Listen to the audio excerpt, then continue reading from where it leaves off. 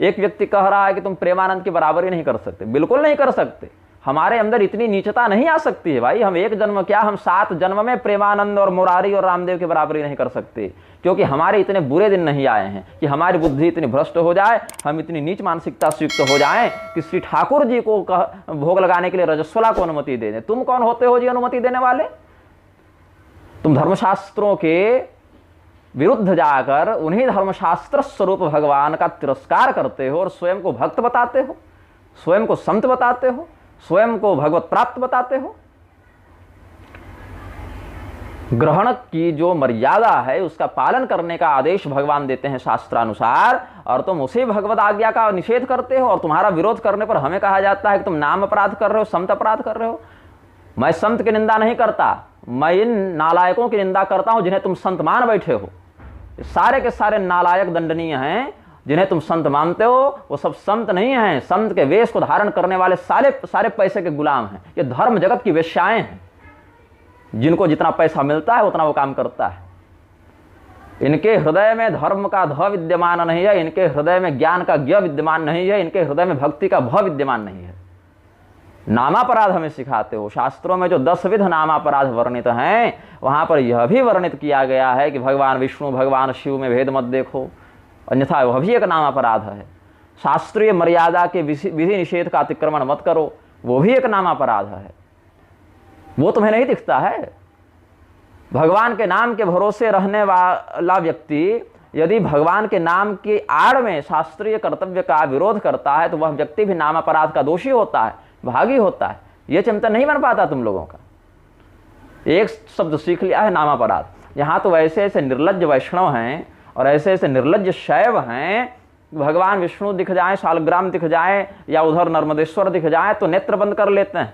अरे फूट जाए तुम्हारे नेत्र, भगवान शालग्राम को देखकर और नर्मदेश्वर को देखकर नेत्र बंद करते हो, फूट ही जाए तुम्हारी आंखें, बन जाओ तुम गिरधर मिश्रा। पिछले जन्म के गोहत्यारे ही ऐसा दुर्भाग्यपूर्ण कुकृत्य करते फिरते हैं। एक दूसरा व्यक्ति जब तुम्हारे पास आता है, जो तुम्हारे समान संप्रदाय का तिलक लगाकर घूम रहा है, कंठी पहनकर घूम रहा है, जो स्वयं को वैष्णव बता रहा है, उसका विरोध करने को तुम संत अपराध बताते हो, नामापराध बताते हो, भगवत भक्त का अपराध बताते हो। वो हड्डी चमड़ा का बना हुआ मनुष्य जो 10 कुकर्म करके आया है लेकिन तिलक तुम्हारे संप्रदाय का लगा कर रखा है, ऐसे व्यक्ति को तुम वैष्णव मानते हो और ऐसे व्यक्ति का सम्मान करते हो। लेकिन शास्त्र ने जिसको परम वैष्णव कहा, वैष्णवानाम यथा शंभु, भगवान विष्णु की भक्ति को अगर किसी ने वास्तव में समझा है, वास्तव में धारण किया है, वो भगवान शिव ही हैं। और भगवान शिव की भक्ति को अगर किसी ने वास्तविक रूप में समझा है और धारण किया है, वो भगवान विष्णु ही हैं। हम लोग, आप लोग नहीं समझ सकते भगवान विष्णु और शिव के तत्व को। एक दूसरे के तत्व को यही दोनों समझे हैं और यही दोनों धारण किए हैं और यही दोनों उपदेश किए हैं। और भगवान शिव की कृपा से ही किसी के अंदर विष्णु भक्ति आ सकती है और भगवान विष्णु के अनुग्रह से ही किसी के अंदर शिव भक्ति आ सकती है। वैष्णवानाम यथा शंभु, ये श्रीमद् भागवत का वचन है। और महाभागवत इत्यादि में शिव भक्तों में सर्वश्रेष्ठ भक्त भगवान विष्णु को बताया गया। एक नालायक को, निर्लज्ज को केवल वेश मात्र से संत देखकर, वैष्णव देखकर तुम गले से लगाते हो, सम्मान करते हो, और जो शास्त्र सिद्ध सर्वोत्तम वैष्णव हैं उनके प्रति तुम्हारे मन में दुर्भावना है। अरे तुम्हारे मन में तो भगवान शिव को देखकर आह्लाद होना चाहिए, उत्कंठा होनी चाहिए, सम्मान से रोमावली पुलकित तो होनी चाहिए कि हमको सर्वोच्च वैष्णव का दर्शन हुआ। हे प्रभु, जैसी विष्णु भक्ति आपको प्राप्त है वैसा ही अनुग्रह हमें भी प्राप्त हो, ऐसी प्रार्थना करनी चाहिए तुम लोगों को। अपने गुरु जी का पैर धोते हो, गुरु भाई का सम्मान करते हो, फूल माला टीका चंदन आरती मंगल सब करते हो, क्योंकि ये वैष्णव हैं। और शास्त्र सिद्ध जो सर्वोत्तम वैष्णव हैं उनकी ओर देखकर नेत्र बंद कर लेते हो, कान बंद कर लेते हो। अरे दंभ वैष्णवों, निर्लज्जों, भगवान विष्णु का सुदर्शन चक्र ऐसे ही दंभ वैष्णवों का संहार करने के लिए सर्वप्रथम अग्रसर होता है। भगवान शालग्राम का चरणोदक देखकर नागभों सिकोड़ते हैं ऐसे शैव। ऐसे शैवों का संहार करने के लिए भगवान शिव का त्रिशूल सदैव अग्रसर रहता है। हमारी मानसिकता इतनी नीच नहीं हो सकती कि हम रजस्वला अवस्था वाली महिला को कह दे कि तुम भोग लगाओ। हमारी मानसिकता इतनी नीच नहीं हो सकती कि हम यह कह दें कि ग्रहण काल में भी भोग लगाओ, सूतक में भी भोग लगाओ। हमारी मानसिकता इतनी नीच नहीं हो सकती कि हम व्यासपीठ पर बैठकर अली मौला करने लग जाएं और स्मशान की अग्नि से फेरा दिलवाने लगे विवाह का। यही कारण है कि हम इतने नीचे नहीं गिरने के कारण न प्रेमानंद की बराबरी कर सकते हैं न मुरारी की बराबरी कर सकते हैं। हम उतनी दुर्बुद्धि से युक्त नहीं हो सकते, यह हमारी मजबूरी है। तो इंद्रदेवानंद जैसे लोग अपने पैर पर स्वस्तिक बनवा कर घूम रहे हैं, अपने नाम के आगे युग पुरुष और धर्म सम्राट और पता नहीं क्या क्या उपाधियां लगा रहे हैं, युग संत और ये सब 10 तरह के कुकर्म करते फिरते हैं ऐसे विलासी लोग, हड्डी चटवा कर लोगों का कैल्शियम बढ़वा रहे हैं ऐसे दुर्जन दुर्बुद्धि, श्मशान से वापस आकर स्नान करने तक को अशास्त्रीय बता रहे हैं ऐसे दंडनीय नालायक, और इन लोगों का हम विरोध करते हैं तो तुम संत निंदक समझते हो हमें? अरे हम जिनका विरोध करते हैं वो संत नहीं हैं, और अगर कदाचित उनमें संतत्व विद्यमान भी है तो जिस अंश में हमने उनका, जिस प्रकरण में, जिस प्रसंग में, जिस कारण और प्रमाण के साथ विरोध किया है उसमें उनका संतत्व खंडित होता है, बाधित होता है। ये अकाट्य सत्य है। इस सत्य को समझने लायक अगर तुम्हारी बुद्धि हो तो बात करो, और नहीं बुद्धि है तो जो करना है करो, उससे सत्य परिवर्तित नहीं होता है। कुछ लोग कह रहे हैं कि तुम यूट्यूब वीडियो के नीचे अपने अकाउंट का लिंक क्यों देते हो, पैसा कमाते हो। ये काम तो हम पिछले 3-4 महीने से प्रारंभ किए हैं। इससे पहले तो मेरे सैकड़ों वीडियो यूट्यूब फेसबुक पर कई वर्षों से आ रहे हैं जिसमें हमने कोई लिंक नहीं दिया, कोई अकाउंट की डिटेल नहीं दी, विवरण नहीं दिया।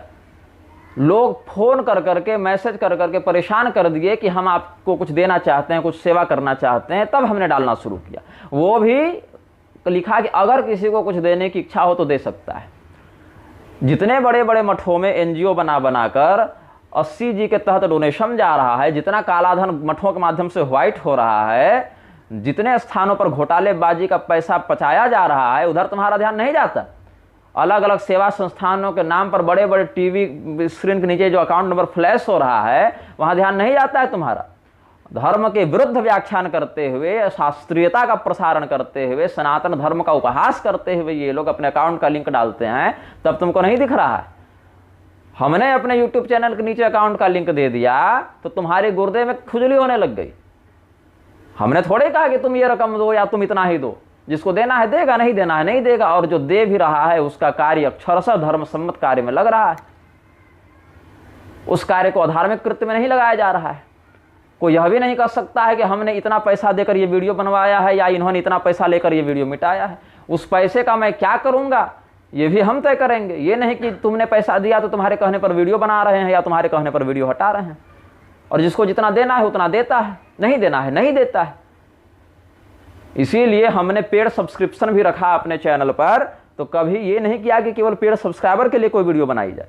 वीडियो जो बनेगा वो सबके लिए रहेगा। तुमको अगर पेड सब्सक्रिप्शन लेना है तो पेड सब्सक्रिप्शन लो, नहीं लेना है मत लो, वो एक सुविधा है, अनिवार्यता नहीं है। कृपालु ने अली मौला किया, इस्लामी टोपी लगाई, पैगंबर और जीसस की भर भर टोकरी प्रशंसा की, हमारे पूर्वाचार्य शंकराचार्य इत्यादि को मूर्ख अनभिज्ञ कहा कि ब्रह्म तत्व को समझने में ये अनभिज्ञ थे। ये स्वयं को जगत गुरुत्तम लिखता था कि हम जगत गुरुओं के भी जगत गुरु हैं, और दुनिया को अकर्तव्य परायणता की ओर इसने ढकेल दिया। कितने युवक युवतियों का जीवन बर्बाद कर दिया। आज भी इसके बनाए प्रेम मंदिर में भजन से अधिक व्यभिचार हो रहा है। आज भी इसके बनाए विद्यालयों में रमजान मुबारक हो रहा है, और रमजान के समय लड़कियों को हिजाब पहना कर उत्सव मनाया जा रहा है। और उस कृपालु का विरोध करने का साहस वृंदावन में बैठे किस व्यक्ति को हुआ जी? ये जितने धर्म के ठेकेदार बने घूम रहे हैं, चाहे प्रेमानंद हो, चाहे मलुकपीठ के राजेंद्र दास हो, इनकी हिम्मत हुई कभी कि कृपालु का विरोध कर दें? थी सामर्थ्य इनमें, थी औकात इनकी बोल दें कृपालु के विरोध में कि तुम स्वयं को जगत गुरुत्तम कैसे लिख रहे हो? तुम स्वयं को इतने इतने जगत गुरुओं के, शंकराचार्य, रामानुजाचार्य इत्यादि हमारे पूर्वाचार्यों के मस्तक पर कैसे विराजमान करने का साहस रखते हो? कभी हुई क्षमता? क्योंकि ये धर्म के लिए बोलते ही नहीं है। धर्म के लिए बोलने के लिए जो निष्ठा चाहिए, धर्म के विषय में बोलने के लिए जो निर्भयता चाहिए, वो 7 जन्म में ऐसे लोगों को प्राप्त नहीं हो सकती है। ऐसे लोग केवल देखते हैं कि सामने वाला कितना प्रभुत्वशाली है, और उसका समर्थन या विरोध करके हमारा कितना लाभ और हमारी कितनी हानि है, और तब कोई बात करते हैं। उस कृपालु का विरोध करते नहीं बना इन लोगों से, और जब कुछ बोलो तो सब लोग सिखाने आ जाते हैं कृपालु भगवत प्राप्त संत है, तुम कृपालु के पैर के धूल के बराबर नहीं हो। जिसका भी नाम लेकर कह दो, रामभद्राचार्य का लेकर नाम कह दो तो रामभद्राचार्य के चेले उठकर खड़े हो जाएंगे। जबकि कृपालु ने अपने ग्रंथों में कितने पूर्वाचार्यों की निंदा की है ये कभी नहीं दिखता। रामभद्राचार्य ने अपने ग्रंथों में कितने पूर्वाचार्यों की निंदा की है ये नहीं दिखता। मंच पर बैठकर रोज बकवास करता है वो व्यक्ति। गिरधर मिश्र जो आज कल रामभद्राचार्य के नाम से चल रहा है, गिरधर मिश्रा बैठकर कितनी बकवास करता फिरता है। 10 संतों को रोज गाली देता फिरता है, 10 धर्माधिकारियों को रोज चुनौती देता है। लेकिन बागेश्वर धाम की आंखें उस समय कहां चली जाती हैं? उस समय वो नहीं बोल सकता क्या धीरेन्द्र शास्त्री कि संत होकर संतों की निंदा मत करो, सबका सम्मान करो? है औकात धीरेन्द्र की बोलने की? गिरधर को जाकर बोल दे कि तुम कैसे शंकराचार्य को चुनौती दे रहे हो? अरे जिस शंकराचार्य के नाम से तुम हमें ललकारते हो, पूरी पीठ के निश्चलानंद सरस्वती जी, राम मंदिर प्रकरण में तुम्हारे ही भक्त और तुम्हारे ही चेले उनको 50 गालियां रोज दे रहे थे। तुम्हारी औकात नहीं थी कि कह दो कि शंकराचार्य का पक्ष राम मंदिर के प्रकरण में जो आ रहा है वो बिल्कुल धर्म सम्मत है, वो हमारे आचार्य हैं, वो जो कह रहे हैं वो सही कह रहे हैं। तब तो तुमने नहीं कहा ऐसा। तुम तो जाकर कंगना रनावत के साथ सेल्फी लेने में लगे हुए थे। कंगना रनावत आ गई तो हम कृतार्थ हो गए, धन्य हो गए। तुम्हारा गुरु मंच पर बैठकर बकवास पर बकवास किए जा रहा था, इंटरव्यू पर इंटरव्यू दिए जा रहा है कि सारा क्रेडिट हम लिए हैं। कहता है कि सारे विटनेस, सारे शंकराचार्य मुकर गए कोर्ट में गवाही देने में तो हमने दिया, हमारे इतने 200-400 प्रमाण थे, सब जज ने स्वीकार किए। कौन से 200-400 प्रमाण भाई? और अगर वो 200-400-500 प्रमाण तुमने दिए तो तुम्हारे उन प्रमाणों का उल्लेख क्यों नहीं है जजमेंट डॉक्यूमेंट्स में? जो निर्णय पत्रिका अदालत से निर्गत हुई उसमें तुम्हारे उन प्रमाणों का वर्णन क्यों नहीं है? उधर सुधीर अग्रवाल कह रहे थे कि रामभद्राचार्य के दिए प्रमाणों को कोर्ट ने रिजेक्ट किया था। तो जिसमें तुम्हारी गति नहीं उसका श्रेय लेने का जो छल करते हो, ये बौद्धिक दोगलापन तुम लोगों का है। इसी बाजारवाद के विरुद्ध हम सदैव खड़े थे और खड़े रहेंगे। रामभद्राचार्य ने दीक्षित, त्रिगुणायत इत्यादि को अधम ब्राह्मण कहा, तब हिंदुओं की एकता नहीं टूट रही थी। ये नालायक तब जाकर नहीं कह रहे थे कि आपस में क्यों लड़ रहे हो। आपस में ये हमारे आपस वाले कब से हो गए भाई? वेद मंत्रों को बदलने की बात करने वाला म्लेच्छ हमारा सगा कब से हो गया? शरणानंद ने जब भगवान कृष्ण को गधा और बेवकूफ और ये सब टोटली फेल ये सब कहा था, और जब बौद्ध दलाई लामा का चरण धुलवा दिया पुरुष सूक्त से ब्राह्मणों के द्वारा, तब ये मलुक पीठ का जो आधिपत्य रखते हैं राजेंद्र दास वो गूंगे हो गए थे कि कोमा में चले गए थे कि वो विरोध करते नहीं बना उनसे। उन्हीं के साथ फिर आगे मंच साझा करते देखे गए। और हम जब सम्मान दिए गौ सेवा के क्षेत्र में, वो भी मंच में जाकर उनको हमने निवेदन किया कि हम आपको देना चाहते हैं। वहां आपने कहा कि हाँ ठीक है। उसके बाद कभी आपने विरोध भी नहीं किया कि हमको ये नहीं चाहिए, आपसे हमारी बनेगी नहीं, नहीं चाहिए। जब हमने भेज दिया सम्मान, तो जो सम्मान लेकर गए हमारी ओर से उनको आपने कह दिया कि पहले कहो कि सबके खिलाफ बोलना बंद करें। अब होते कौन है हमें ऐसा निर्देश देने वाले कि सबके खिलाफ बोलना बंद करें? और सबके खिलाफ इस शब्द का क्या अर्थ है? सबके खिलाफ हमने कब कहा? किसके खिलाफ कहा? किसके विरुद्ध कहा? अधर्म के विरुद्ध कहा ना। और इसीलिए कहा क्योंकि आप जैसे लोग प्रमादी हो गए हैं, आप जैसे व्यासपीठ पर बैठे हुए लोग आलसी हो गए हैं, आप जैसे लोग कर्तव्य विमुख हो गए हैं, तब हम बोल रहे हैं। आप अगर अपना काम ठीक से कर रहे होते तो हमें कोई आवश्यकता नहीं थी इतने शत्रु खड़ा करने की। सारी व्यवस्था सुदृढ़ चल रही थी। व्यवस्था सुदृढ़ नहीं चल रही है, इसीलिए हम बोलते हैं। मुरारी स्मशान की अग्नि से, चिता की अग्नि से फेरा दिलवा रहा है। इसको आप धर्म मानते हैं कि अधर्म मानते हैं? अपने अंतःकरण को साक्षी मानकर, प्रमाण अंतःकरण प्रवृत्तयः, साक्षी मानकर बताएं कि इस कृत्य को आप धर्म मानते हैं कि अधर्म मानते हैं?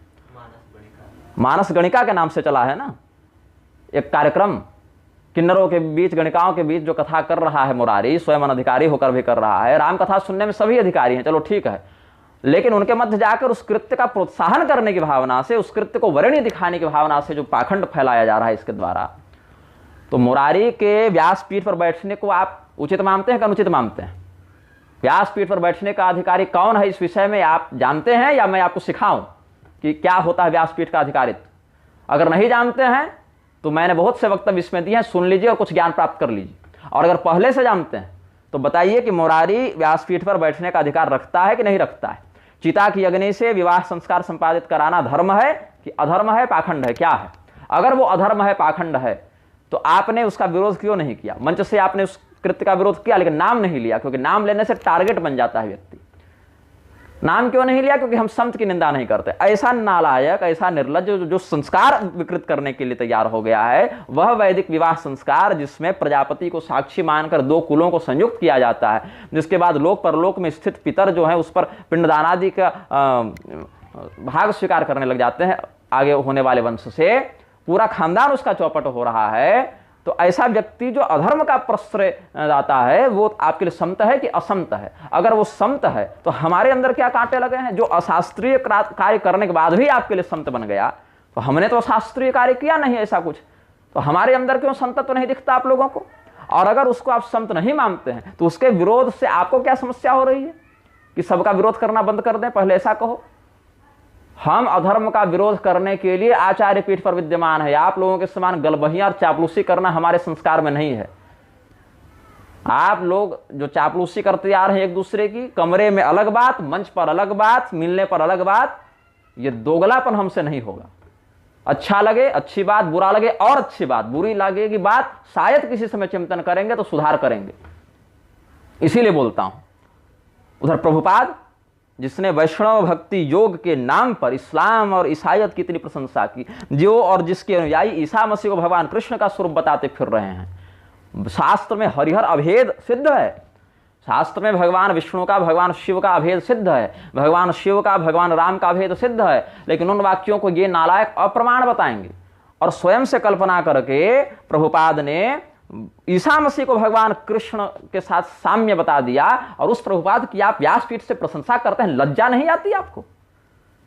निर्लज्जता इतनी हावी हो गई आप लोगों के ऊपर। पहले श्वेत वस्त्र धारण करते थे, बाद में भगवा धारण करने लगे, कहे कि हम जगतगुरु हो गए, जगतगुरु भगवा धारण कर सकता है। किस शास्त्र का विधिवाक्य यह प्रमाणित करता है कि जो जगतगुरु बन गया वो भगवा वस्त्र धारण कर सकता है? जगत गुरुत्व की अर्हता क्या निश्चित की है शास्त्र ने? यदि प्रस्थानत्रयी भाष्यकार व्यक्ति जगतगुरु है तो आप किस अधिकार से जगतगुरु लगाते हैं? रामभद्राचार्य की बात अगर माने कि प्रस्थानत्रयी भाष्यकार जगतगुरु होता है तो ये परिभाषा भी शास्त्र में वर्णित तो यद्यपि नहीं है उस प्रकार से अक्षरशः, लेकिन यदि मान लें दुर्जन तोष के लिए तो आप तो जगतगुरु नहीं है फिर। और अगर यह मान लें कि विश्व धर्मोत्तर पुराण के आधार पर जो शासन तंत्र को धर्म का उपदेश करे, ऐसे तो कोई शासन चल नहीं रहा, ये तो कब्जाधारी बैठे हैं, फिर भी जो अधिकृत जनों को या जो जिनके हाथ में सत्ता है, जो अभी उस प्रकार का व्यवहार कर रहे हैं, उनको जो धर्म के प्रति लगाए चाहे जैसे संभव हो, वो जगतगुरु होता है। तो वैसा काम तो तुम लोग कर नहीं रहे हो, तो किस बात के जगतगुरु? एक जगतगुरु वो वाराणसी में बना घूम रहा है संतोष दास, मुरारी की चापलूसी कर करके जगतगुरु बन गया है।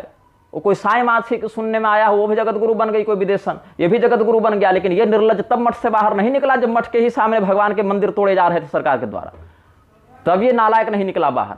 आज जगतगुरु बना घूम रहा है निर्लज।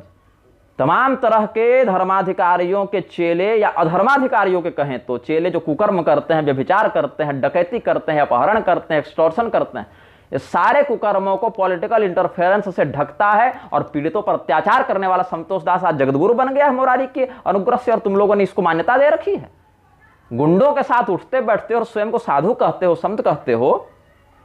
हमारे द्वारा दिए गए सम्मान से आपको आपत्ति हो गई। जो रामदेव पुराणों की निंदा करता, पुराण की कमाई खाते हैं राजेंद्र दास के नहीं खाते हैं? भागवत कथा के नाम पर चल रहे हैं कि नहीं चल रहे हैं? पुराणों की निंदा करने वाले, जिसका मुख देखना पाप है, जिसको प्रथम कोटि का दंड मिलना चाहिए, ऐसा उत्तम साहस का दंड जिसे मिलना चाहिए, ऐसा दंडनीय अपराधी, धर्म की दृष्टि में बद्ध कोटि का जो अपराधी है, ऐसा पुराण विद्वेषक वर्णाश्रम विरोधी रामदेव के साथ मंच साझा करके नाक कान दबाते राजेंद्र दास को शर्म नहीं आ रही है? भगवान ने बड़ा सुंदर अनुग्रह किया हमको। भगवान ने यह संकेत किया इस घटना के माध्यम से कि राजेंद्र दास हम जैसे धर्म के लिए समर्पित लोगों के द्वारा सम्मान पाने का अधिकारी ही नहीं है। वो तो रामदेव से ही सम्मान पाते रहे और मुरारी से ही सम्मान पाते रहे और ऐसे ही नीचों की संगति करते रहे।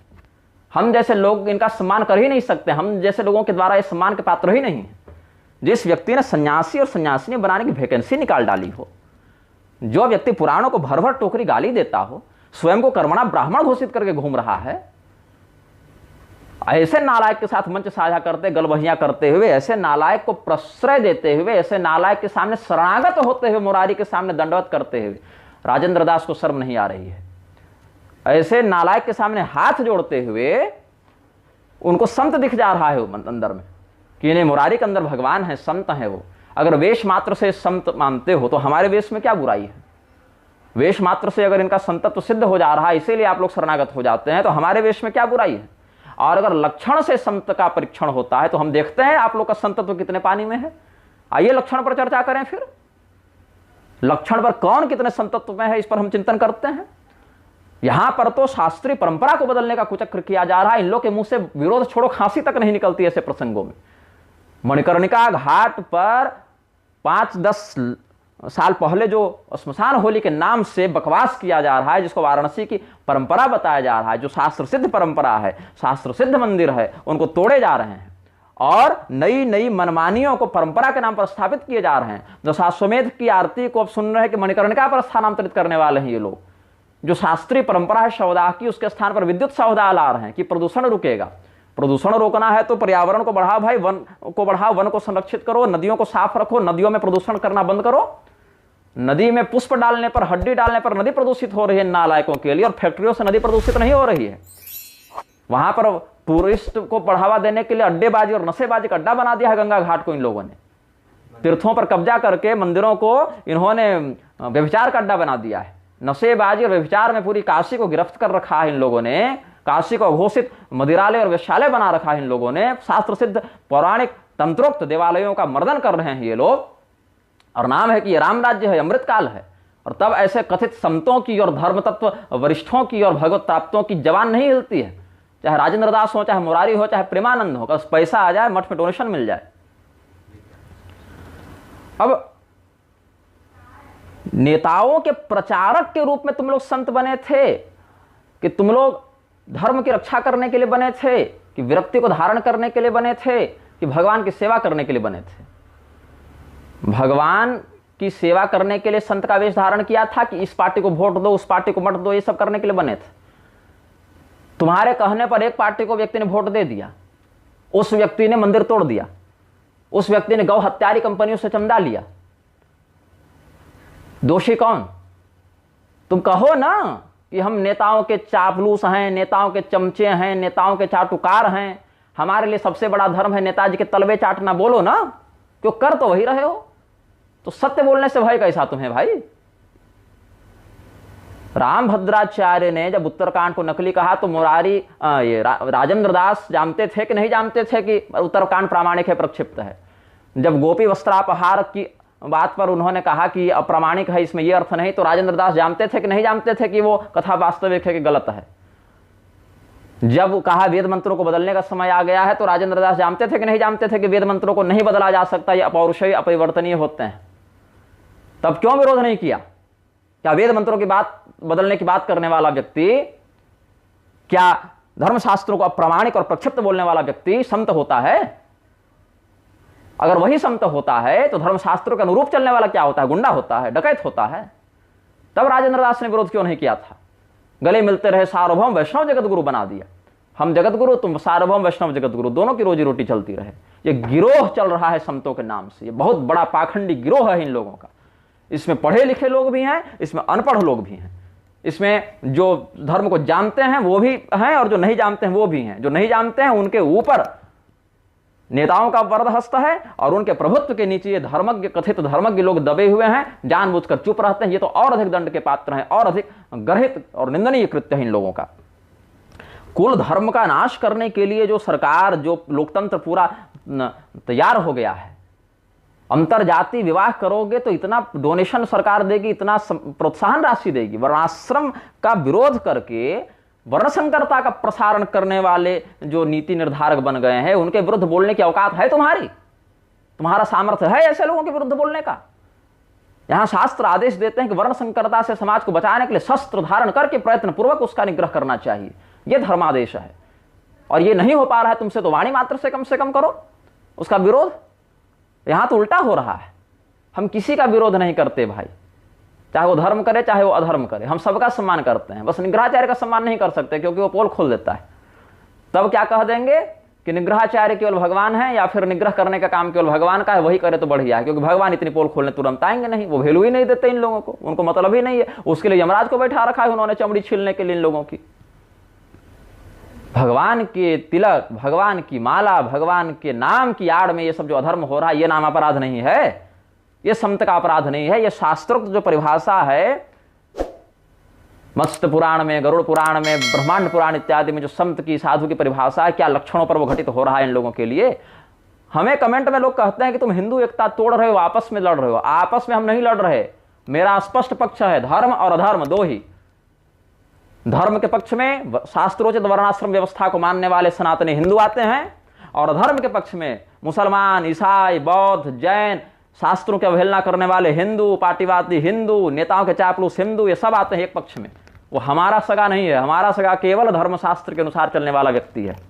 हम आपस में नहीं लड़ रहे, धर्म के पक्ष से अधर्म के विरुद्ध लड़ रहे हैं। चाहे वो अधर्म खतना करा के आ रहा है, चाहे वो तिलक लगा के आ रहा है, चाहे वो राम राम बोलते आ रहा है, चाहे अल्लाह अकबर बोलते आ रहा है, उससे हमको कोई मतलब नहीं है।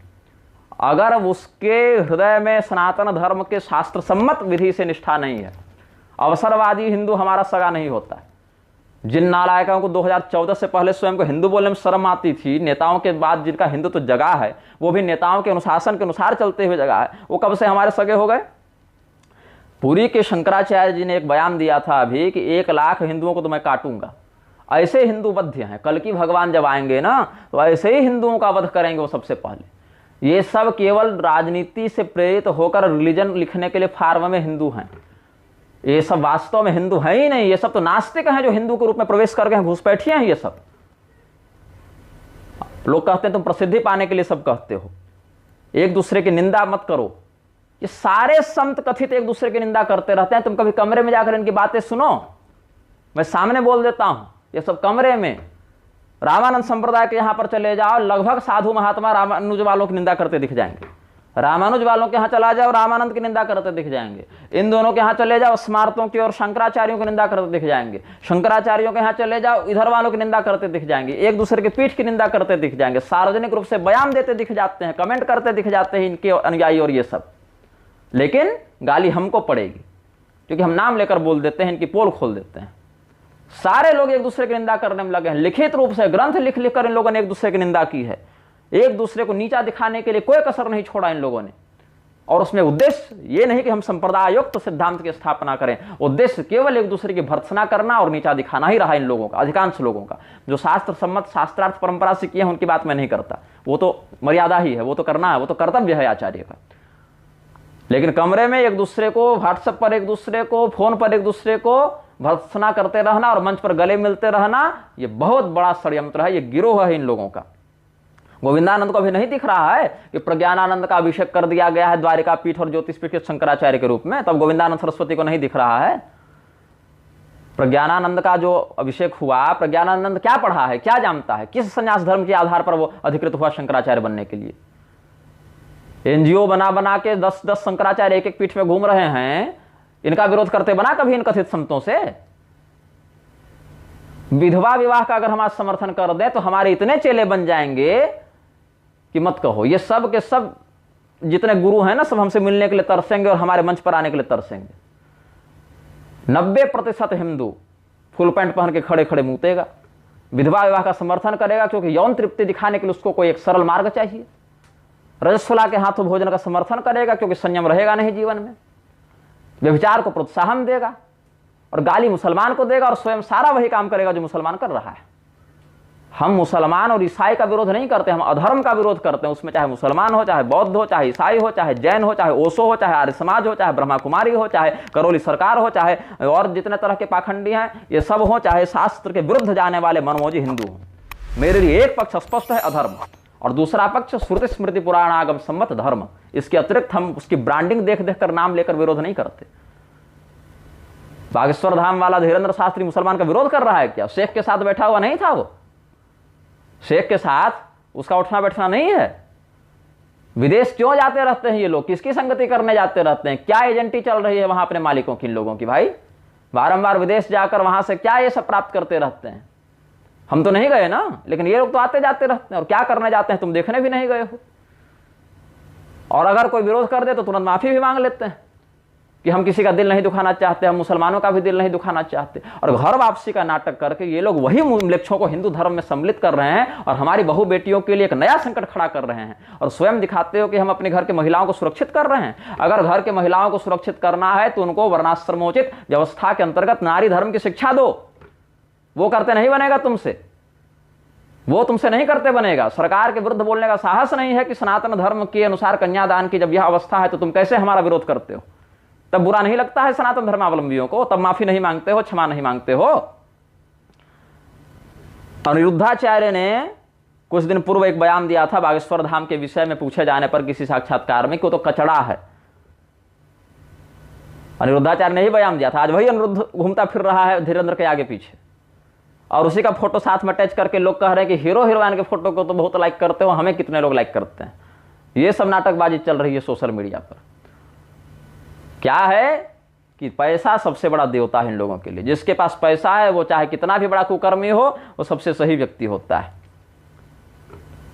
हम धीरेन्द्र शास्त्री को उत्तर देना चाहेंगे, जो तुमने कहा कि अपना ज्ञान प्रसारण करो, तुम्हारे ज्ञान से किसका सदुपयोग हो रहा है। हम ज्ञान का प्रसारण ही कर रहे थे, हम किसी का विरोध नहीं कर रहे थे, क्योंकि समाज में क्या चल रहा है इसके विषय में हम अनभिज्ञ थे, जानते ही नहीं थे।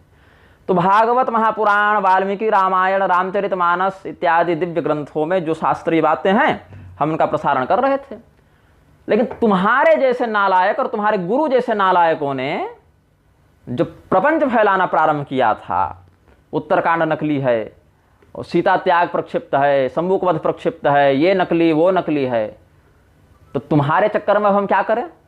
क्या तुम्हारे जैसी मूर्खता का प्रदर्शन करते हुए इन शास्त्र सिद्ध विषयों को हम छोड़ दें, इन पर कथा नहीं करें, या फिर करें? और जब करेंगे तो जनता क्या पूछेगी कि रामभद्राचार्य तो कहते हैं ये नकली है, आप कैसे इस पर प्रवचन कर रहे हैं? तो फिर हमको बताना पड़ेगा कि तुम्हारा गुरु बैल है, अनपढ़ है, ज्ञानपीठ मिला होगा उसकी पीठ पर, लेकिन गुलजार के साथ मिला था, सड़क छाप शायर के साथ, जिसको सम्मान मिलने पर जो गर्व का अनुभव करे, ऐसा निर्लज कितना सम्मान नहीं हो सकता है भाई। रही बात आस्था की, तो किसी का आस्था शिरडी साईं में है, किसी की आस्था अजमेर के दरगाह में, किसी की आस्था निर्मल बाबा में। हम आस्था के ठेकेदार बने घूम रहे हैं क्या कि तुम्हारी आस्था पर हम करते चले?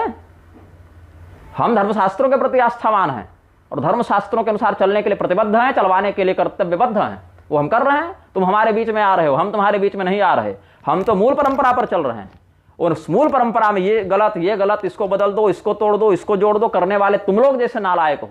और तुमने भी तो अपने मंच से कहा था कि सीता त्याग सही है। राम जी ने राजधर्म का प्रसारण करते हुए उसके अर्थ को चरितार्थ करने के लिए, राजधर्म दिखाने के लिए सीता जी का परित्याग किया।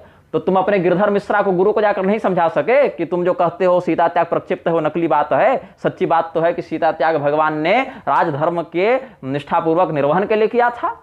अथवा यदि तुम्हारा गुरु ही इतना बड़ा जगत गुरु बना घूम रहा है, तो तुम ही कहते कि हमारे मुख से, मंच से गलत बयान निकला, हमारे गुरु जी ने हमको बोध कराया तो हम अपने बयान में सुधार करते हैं। ऐसा तो तुमने किया नहीं। रामानंद संप्रदाय के गिरधर मिश्र को अपना गुरु बताते हो, रामभद्राचार्य को, तो वो रामानंद संप्रदाय का तिलक क्यों नहीं लगाते तुम जी? केवल पैसा के चक्कर में रामानंद संप्रदाय का तिलक है खोपड़ी पर धीरेन्द्र के, क्यों नहीं है तुम्हारे मस्तक पर श्री तिलक भाई? यही संप्रदाय में तुम दीक्षा लिए हो। और अगर कहते हो कि हमारे गुरुजी ने पहले यही तिलक दिया था, तो फिर बार बार गुरु बदलने की क्या आवश्यकता थी? बागेश्वर धाम को प्रसिद्धि चाहिए थी, और प्रसिद्धि आती है मीडिया से, प्रसिद्धि आती है पॉलिटिकल सपोर्ट से। रामभद्राचार्य के पास पॉलिटिकल सपोर्ट था, वहां से प्रसिद्धि करा के लंदन भेजा गया, म्लेच्छों के बीच में इसका सम्मान किया गया, म्लेच्छों के द्वारा सम्मानित होकर यह व्यक्ति लौटा। और इसकी सिद्धि के चक्कर में जितने नालायक फंसे हुए थे, इसने जाकर माथा झुकाया गिरधर मिश्र के आगे, तो इसके सपोर्टर सीधे रामभद्राचार्य के भी हो गए। तो एक प्रकार से डील हो गई दोनों में। ये सच्ची बात है, हम बता रहे हैं, और लोगों को लग रहा है ये हिंदू धर्म के लिए कार्य कर रहे हैं। हमारे ज्ञान से, हमारे इस अभियान से कौन सा व्यक्ति लाभान्वित हो रहा है, कौन सा व्यक्ति लाभान्वित नहीं हो रहा है, इससे हमको मतलब नहीं है। तुमको लाभ पहुंचाने के लिए हम कर रहे हैं ऐसा नहीं। हमारा काम यह है, ब्राह्मण के रूप में हमारा कर्तव्य यह है, इसलिए बोल देता हूं। उससे किसी का सौभाग्य होगा लाभान्वित होने का तो हो जाएगा, और किसी का भाग्य नहीं होगा लाभान्वित होने का तो नहीं होगा। बहुत से लोगों के फोन मैसेज आते रहते हैं, कमेंट में, टिप्पणियों में, फोन पर, संदेश पर, कि हम ब्राह्मण हैं लेकिन हम पतित हो गए, हमारे लिए प्रायश्चित बताइए। हम क्षत्रिय हैं लेकिन हमारे साथ ऐसा हो गया, हम वैश्य हैं, हम शूद्र हैं, हम वर्णशंकर हैं, हम चांडाल हैं, हम स्त्री हैं, हम पुरुष हैं, ये सब बताते हैं। हमारे लिए क्या कर्तव्य है, पॉलिटिक्स क्या कहती है और ये बाबा लोग क्या कहते हैं मत बताइए, शास्त्र क्या कहते हैं ये बताइए। और उनको समय जितना मिलता है उतना हम बताते हैं। कई बार समय कम रहता है तो उतना नहीं दे पाते अवसर सबों को, लेकिन जितना बन पाता है उतना बताते हैं। वो हमारे ज्ञान का वास्तविक सदुपयोग हो रहा है। तुम्हारे जैसा अवसरवादी, न वर्णाश्रम का बोध, न खान पान का बोध, न चरित्र का बोध, कुछ बोध नहीं, कोई भी कहीं कुछ भी कर ले रहा है, और उसके बाद नारा लगाना है धर्म का। यहां पतंति पितरो हेषाम लुप्त पिंडोदक क्रिया की स्थिति आ गई है कुल धर्म के लोप से, और इसको हिंदू धर्म बयानबाजी से बचाना है। भगवान कल्कि का जब अवतार होगा, एक कोई धर्मनिष्ठ ब्राह्मण तो तब तक बचा रहेगा ना जिनके घर भगवान कल्कि आएंगे। तुम्हारे जैसे लोगों के कारण वो नहीं बचेगा ब्राह्मण, धर्मशास्त्र के अनुसार चलने वाले लोगों के कारण बचेंगे वो ब्राह्मण। और अगर हमारे पूरे जीवन में हमारे उपदेश से एक भी ब्राह्मण, क्षत्रिय, वैश्य, शूद्र दंपति धर्मनिष्ठ बन पाया तो तुम सबों की सिद्धियों और पूरे जीवन के ऊपर मेरी वो एक जो सकारात्मक वृत्ति होगी वो हावी रहेगी। एक भी व्यक्ति अगर हमारे माध्यम से, हमारे वीडियो को सुन के, प्रवचन को सुन के अगर धर्मनिष्ठ बन पाया, एक ब्राह्मण, क्षत्रिय, वैश्य, शूद्र दंपति अगर धर्मनिष्ठ बन पाया, शास्त्रोक्त रूप से वो निष्ठा रखने वाला बन पाया, आचरण तो जितना बन पा रहा है कर रहा, हृदय से श्रद्धावान बन पाया बिना किसी समझौते के, तो मेरा पूरा जो जीवन है वो सफल हो गया। तुम्हारा पूरा अस्तित्व उस एक व्यक्ति की धर्मनिष्ठा से नीचे रहेगा, तो उसकी एक व्यक्ति की धर्मनिष्ठा तुम्हारे पूरे अस्तित्व और पैसा और पॉलिटिक्स और पावर से अधिक हावी रहेगी। मात्र वही मेरे जीवन का साफल्य है। 75 लाख, 20 लाख, 50 लाख लोगों की भीड़ से हमको क्या मतलब है भाई? कौरवों की सेना तो पांडवों से अधिक ही थी। और महाभारत में जो दोनों पक्ष लड़ रहे थे वो दोनों हिंदू ही कहलाएंगे ना। महाभारत के दोनों पक्ष क्या कहलाएंगे? मुसलमान और हिंदू तो नहीं कहलाएंगे, सनातन धर्म के ही अंतर्गत दोनों की परिगणना होगी। फिर भी एक का पक्ष धर्म कहलाया और दूसरे का पक्ष अधर्म कहलाया। पूरी शंकराचार्य जी को जब तुम्हारे समर्थक गालियां दे रहे थे राम मंदिर प्रकरण में, तब तुम लोग समर्थन नहीं दे पाए। तब रामभद्राचार्य के चरण चाटुकारिता में तुम लोग लगे हुए थे और हमें उपदेश देते हो कि शंकराचार्य से ये सीखो वो सीखो। शंकराचार्य जी बहुत सटीक बात बोल रहे हैं कि ऐसे हिंदू वध्य हैं, ऐसे हिंदू दंडनीय हैं, ऐसे हिंदू भारत के अस्तित्व पर कलंक हैं। ये शंकराचार्य जी का कथन बड़ा अनुकूल है, बड़ा उचित है, बड़ा प्रासंगिक और बड़ा दूरदर्शी है। और तुम्हारे गुरु जी ने जब चुनौती दी थी कि चारों शंकराचार्य हमसे 5 मिनट संस्कृत नहीं बोल सकते, तो क्यों नहीं विरोध किया था जी तुमने गिरिधर मिश्र का कि तुम शंकराचार्यों का अपमान कैसे कर रहे हो, इस प्रकार से दंभ क्यों कर रहे हो, अपने ज्ञान से दूसरों को नीचा क्यों दिखा रहे हो?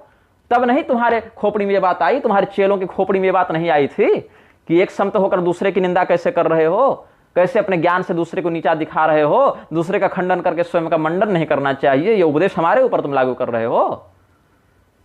जैनियों के नीचे बैठने वाले, ओशो का गुणगान करने वाले, उधर संदीप देव का हमने देखा कि वो कह रहे हैं कि ओशो बड़ा तगड़ा आदमी था, तार्किक था, विद्वान था, ये था वो था, और उधर पूरी शंकराचार्य का समर्थन भी कर रहे हैं। पूरी शंकराचार्य जी के गुरु स्वामी करपात्री जी ने ओशो के खंडन में जो बातें लिखी उसको पढ़ लो भाई कम से कम। ओशो जैसा दुर्बुद्धि और ओशो जैसा कुतार्किक व्यक्ति तो भारत में हुआ ही नहीं हमारी दृष्टि में, इस अभिनव पीढ़ियों में। अपनी मोहिनी वाणी से अपरिपक्व मस्तिष्क वाले लोगों को विकृत करने में बड़ा निपुण था ये, लेकिन शास्त्रीयता की दृष्टि से देखें तो ओशो से बड़ा निर्लज्ज और ओशो से बड़ा विकृति का प्रसारक अभी आधुनिक पीढ़ी में दूसरा नहीं हुआ। और स्वामी करपात्री जी ने बड़ा सुंदर खंडन किया है उस व्यक्ति का। स्वामी करपात्री जी के वचनों से हम भी सहमति रखते हैं और पुरी के शंकराचार्य जी भी सहमति रखते हैं। पुरी के शंकराचार्य जी का नाम लेकर हमें उपदेश देने चले हो। धीरेन्द्र कृष्ण शास्त्री पुरी के शंकराचार्य जी के पास जाकर हमें ज्ञान लेने कहते हैं। स्वयं जब गए तो ज्ञान क्यों नहीं लिए जी?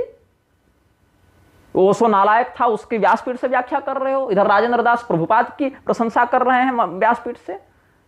मुरारी के पास जाकर उसके चरणों में शरणागत होकर तुम कहते हो ना कि मुसलमानों का विरोध क्यों नहीं करते निग्रहाचार्य? हम तो सभी अधर्म का एक समान विरोध करते हैं। लव जिहाद इत्यादि पर कितने वीडियो हमारे आ चुके हैं, कितना लेख आ चुका है हमारे ऊपर। तुम्हारे जैसा नहीं ना कि कोई व्यक्ति मुसलमान है तो उसका विरोध कर दो, और अगर वही व्यक्ति कह दे कि आज से हम हिंदू बन गए तो फिर उससे अपनी बहू बेटी ब्याह दो कि घर वापसी कर ली इसने।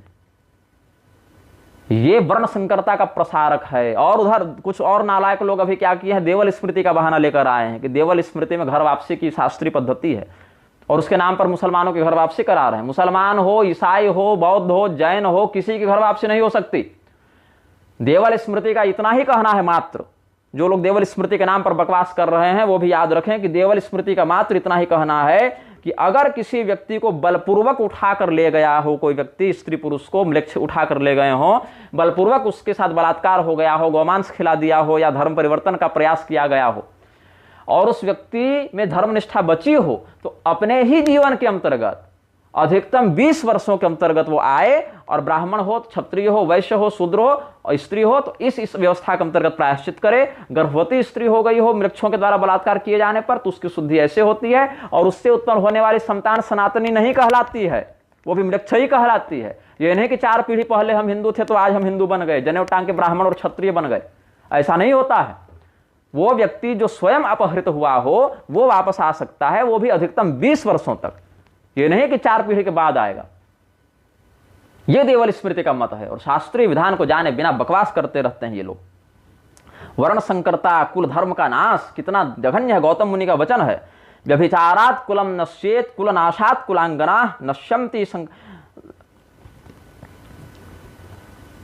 भ्रश्यन्ति शंकरस्तेन शंकरो नरकाय वै। वर्ण संकरता नरक के लिए है। कुल धर्म के नाश होने से, व्यभिचार से कुल का नाश होता है और कुल के नाश से कुल स्त्रियों का नाश होता है। लेकिन यहां पर व्यभिचार को प्रोत्साहित करने वाली सरकार के इतने चमचे बने घूम रहे हैं ये जगत गुरु लोग। इतने सरकार ने नियम बना दिया है क्या कि शादी के बाद भी, विवाह के बाद भी अगर 2 वयस्क अपनी सहमति से शारीरिक संबंध बनाए तो वो अवैध नहीं है। क्यों? क्योंकि नेताजी को चाहिए। जब तक समाज में स्त्रियां व्यभिचार की ओर अग्रसर नहीं होंगी तब तक इनको मार्केट में मटेरियल कहां से मिलेगा। नेता, जज, वकील, प्रशासनिक अधिकारी, ये सब जो व्यभिचारी मानसिकता से ग्रस्त इनमें से जो लोग होंगे वो अगर व्यभिचार को अवैध सिद्ध कर दें या उसको दंडनीय कह दें तो फिर ये भी दंडनीय हो जाएंगे। इसीलिए क्या कह दो कि अवैध नहीं है ये सब, शादीशुदा से भी रमण करो, कोई अवैध इसमें बात नहीं है। ऐसी नीच मानसिकता वाली लोकतांत्रिक व्यवस्था को तुम प्रोत्साहित कर रहे हो। अगर वास्तव में तुम धर्मनिष्ठ हो, आचार्य हो, गुरु हो, सिद्ध संपन्न हो, हनुमान जी क्या कहे थे तुमको? हनुमान जी का अवतार बता रहे थे ना कृष्णचंद्र ठाकुर। एक से एक चापलूस भरे हैं मार्केट में भाई। हनुमान जी क्या करते थे? मुसलमानों के आगे हाथ जोड़ते थे, भैया हम सभी धर्म का सम्मान करते हैं। नहीं, राम तत्व के प्रति निष्ठा रखते थे, राम विग्रहवान धर्म। और भगवान श्री रामचंद्र जी चारों वर्णों की व्यवस्था को शास्त्र अनुकूल रखते थे। चातुर्वर्ण्यम च लोकेस्मिन् स्वे स्वे धर्मे नियोक्ष्यति। और वैसे विग्रहवान धर्म स्वरूप श्री रामचंद्र जी के प्रति निष्ठा रखते थे हनुमान जी। तुम जैसे व्यक्ति तो हनुमान जी के भक्तों में कलंक हो भाई। जैसे भस्मासुर शिव भक्तों में कलंक था वैसे ही हनुमत भक्तों में तुम्हारा जैसा व्यक्ति कलंक है। कि इस व्यक्ति का किससे अवैध संबंध है ये तुम क्यों बता रहे हो? क्योंकि तुम्हारे गुरु गिरधर मिश्र तो मोदी के बड़े मित्र हैं और सरकार कहती है कि 2 वयस्क शादीशुदा व्यक्तियों का आपस में संबंध बनाना अवैध नहीं है। तो जो अवैध नहीं है तुम्हारे गुरु के मित्र की दृष्टि में, और तुम्हारा गुरु जिसको वोट देने कहता है, जिसका प्रोत्साहन करने कहता है, उस व्यक्ति ने जिस बात को अवैध नहीं माना, तुम उसको अवैध कह के किसी महिला पुरुष को 10, 5, 1000 लाख लोगों के सामने बेइज्जत क्यों कर रहे हो?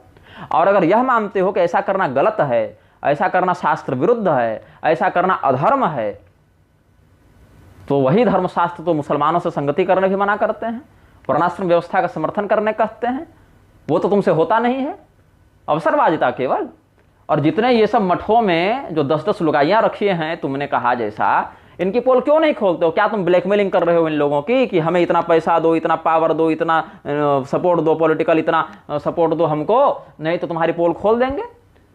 जिस नेता का आतंकवादी से उठना बैठना है, जिस गुरु के चेले का व्यभिचार में मन लगा हुआ है, उसकी पोल खोलो ना कि ये व्यक्ति अधार्मिक है, ये व्यक्ति गलत है, ये व्यक्ति धोखेबाज है, समाज इससे बचे, समाज इसके चक्कर में न पड़े, इसने ये कुकर्म किया है देखो, ताकि समाज के हजारों लाखों लोग उसमें भटकने से बचें। तब समाज का कल्याण होगा, तब तुम्हारी सिद्धि का सदुपयोग होगा, तब न समझें हम। वो तो करना नहीं है तुम्हें, वो तो तुमसे होगा नहीं। लेकिन हमारे ऊपर सबकी नजर बहुत जल्दी आ जाती है। कथावाचकों का एक गिरोह है। अभी विधवा विवाह का विरोध कर दो तो 90% हिंदू हमारा विरोध करने आ जाएंगे। रजस्वला का विरोध कर दो तो 100 में से 90% हिंदू हमारा विरोध करने आ जाएंगे। इन नालायकों को सारा कुकर्म करना है हिंदू धर्म के नाम पर। अरे मैं छोड़ो, ये कहता हूं, गाय अगर खा के आ रहे हो तुम ना, तब भी अगर तुम गोमांस भक्षण का विरोध करोगे तो ये हिंदू तुम्हारा विरोध करने आ जाएंगे। कह देंगे कि गोमांस खाना तो लाइफ स्टाइल का परिचायक है, इसका धर्म से क्या संबंध। ये सब सुविधा भोगी हिंदू हैं। जहां जहां इनकी सुविधा है वहां वहां ही केवल ये हिंदू बचे रहेंगे। कंगना रनौत ने लिखा कि मैं गोमांस खाती हूं, गोमांस खाना मेरा निजी विषय है, गोमांस खाने में कोई बुराई नहीं है। मुसलमान जब गाय खाकर आ रहा है तो तुम गाली दे रहे हो, और कंगना रनौत जो है जब गाय खा के आ रही है तो तुम उसको गले लगा रहे हो, सेल्फी ले रहे हो, उसको हवन करने बैठा दे रहे हो। तुम्हारे लिए कंगना रनौत हिंदू है और मुसलमान म्लेच्छ है। मेरे लिए दोनों एक हैं, दोनों अधर्म है, दोनों समान रूप से दंडनीय है। गो हत्यारे हैं दोनों, और उनको हत्यारों से सपोर्ट लेने वाली, चंदा लेने वाली पार्टी, नेता और उसके प्रोत्साहक भी उसी कोटि में म्लेच्छ आते हैं। हमारे धर्म को मजाक बनाकर जिन लोगों ने टुकड़े टुकड़े करके बेच दिया, राधे माँ को महामंडलेश्वर बना दिया, प्यारी कुरान, प्यारी बाइबल इत्यादि कह के वेदों के साथ उनकी तुलना करने वाले अवधेशानंद का हम विरोध करें तो तुम्हें वो संत की निंदा दिखती है? अगर संत ऐसे ही होते हैं तो कालनेमी की क्या परिभाषा है? हनुमान जी अगर सबका सम्मान करते हैं ना तो जीवन में कभी कालनेमी का वध नहीं करते। वो केवल धर्म का सम्मान करते थे, केवल सज्जन का सम्मान करते थे। सम्मान प्राप्त करना बहुत बड़ी बात होती है, हर व्यक्ति सम्मान का पात्र नहीं होता है। चरित्रहीनता भारत में बढ़ रही है पीढ़ियों में। क्यों? जिन बॉलीवुड की वेश्याओं को विरोध के बाद, बहिष्कार के बाद मठों से बाहर निकाल देना था, उनको मठों में आने देते हो, उनके साथ सेल्फी लेते हो, उनको प्रोत्साहित करते हो, उनको हिंदू शेरनी बताते हो। जिस अवस्था में जवान बेटा अपनी मां के पास नहीं जाता, वैसी अवस्था में जवान लड़कियां नाचते फिर रही हैं टीवी पर और रोड पर, और इनकी निर्लज्जता को मीडिया कैसे दिखाता है? बोल्ड फोटो रिलीज हुए, बोल्डनेस या निर्लज्जता, वेश्यावृत्ति अगर लिख दे कि इस अभिनेत्री ने वेश्यावृत्ति की तो भी कोई गलत नहीं। आज के पीढ़ी की लड़कियां क्या देखती हैं कि इसको सम्मान मिल रहा है समाज से, क्या देखते हैं कि हमें भी ऐसा ही होना चाहिए, हमें भी ऐसे ही वस्त्र पहनने चाहिए, हमें भी ऐसी ही अश्लीलता का प्रसारण करना चाहिए। ये आज की बच्चियां सीखती हैं। और जिस अवस्था में कन्यादान हो जाना चाहिए, जिस अवस्था में विवाह हो जाना चाहिए, उस अवस्था में करोगे तो पुलिस प्रशासन आ जाएगी। तू होता कौन है हमारे शास्त्रीय कन्यादान के विवाह में, संस्कार में टांग अड़ाने वाला? और जब यौन भावना उत्तेजित होगी तब क्या होगा? ये बॉयफ्रेंड और गर्लफ्रेंड बनाते घूमेंगे, तब सरकार कुछ नहीं करेगी इसमें। और अगर जेल में भी डालेगी, पोक्सो इत्यादि लगाकर केवल लड़के को डालेगी, लड़की के लिए वहां भी दोष नहीं है। लड़की ब्लैकमेल करते फिर रही लड़कों को, वहां वो कानून नहीं बदलेगा। उसके बाद अगर लड़की गर्भवती हो गई तो गर्भपात कराने की छूट है उसको, डॉक्टर वेरीफाई भी नहीं कर सकता, पूछताछ नहीं कर सकता। भ्रूण हत्यारा बना रहा है समाज को ये तंत्र, ये लोकतंत्र भ्रूण हत्यारा बना रहा है, वेश्यालय बना रहा है पूरे समाज को। और ऐसे लोकतंत्र का समर्थन करते हुए इन नालायकों को, निर्लज्जों को शर्म नहीं आती है? अरे गंगा जी में, यमुना जी में जल समाप्त हो गया तो इन्हीं नेताओं का मूत्र ले लो, चुल्लू भरो और डूब के मर जाओ उसी में। तुम्हारे लिए तो गंगा जल और यमुना जल भी नसीब नहीं होगा तुम्हें। नेताओं के मूत्र में डूबकर मर जाओ तुम लोग, शायद तब 400 पार आ जाए, तब गोहत्या रुक जाए। विवाह से पहले संबंध बनाना अवैध नहीं है, विवाह के बाद किसी और से संबंध बनाना अवैध नहीं है, अंतरजातीय संबंध अवैध नहीं है, समलैंगिक संबंध अवैध नहीं है, भ्रूण हत्या अवैध नहीं है, तो केवल उचित अवस्था में कन्यादान करना अवैध है तुम लोगों के लिए? वेश्यावृत्ति में लिप्त लोगों को जब जज बनाया जाता है, प्रधानमंत्री बनाया जाता है, नेता बनाया जाता है, मुख्यमंत्री बनाया जाता है, राज्यपाल बनाया जाता है, एसपी डीएसपी डीआईजी बनाया जाता है, तो क्या चाहते हो? राम राज्य लेकर आएंगे? राम राज्य लेकर आएंगे ऐसे लोग? ये लोकतंत्र की व्यवस्था भारत को और भारतीय समाज के लिए कोढ़ है। अगर वास्तव में तुम आचार्य हो तो शास्त्र सम्मत विशुद्ध वर्णाश्रम समर्थक राजतंत्र की स्थापना में ध्यान देते। और जितने लोग कर्मणा वर्ण व्यवस्था के समर्थक हैं, सब ब्राह्मणे बनाने पर क्यों तुले हैं भाई? जब भगवान ने 4 वर्ण बनाए तुम्हारे कथन के अनुसार और चारों वर्ण कर्म पर आश्रित थे तुम्हारे अनुसार, तो फिर शूद्र कौन बनाएगा? कर्मणा शूद्र क्यों नहीं तुम बनाते हो किसी को? कर्मणा शूद्र भी बनाओ ना किसी को, कर्मणा क्षत्रिय बनाओ किसी को, जो खड़ा होकर कहे कि हम कर्मणा क्षत्रिय हैं, हम राज्य के अधिकारी हैं, तुम कैसे गद्दी पर बैठे हो, हम गद्दी पर बैठेंगे? ऐसा क्यों नहीं कहते हो? कर्मणा ब्राह्मण तो सबको बना दे रहे हो। मुसलमान तक अगर आ जा रहा है तो उसको जनेऊ पहना के कर्मणा ब्राह्मण बना दे रहे हो, कर्मणा क्षत्रिय बना दे रहे हो। तो कर्मणा क्षत्रिय को योग क्यों नहीं कहते कि तुम्हारा राज्य पर अधिकार है, तुम जाकर गद्दी पर अपना दावा करो, धर्म की स्थापना करो? क्यों नहीं कहते? और शूद्रों से तुम्हें क्या चिढ़ है, क्या घृणा है कि किसी को कर्मणा शूद्र नहीं बनने दे रहे तुम लोग?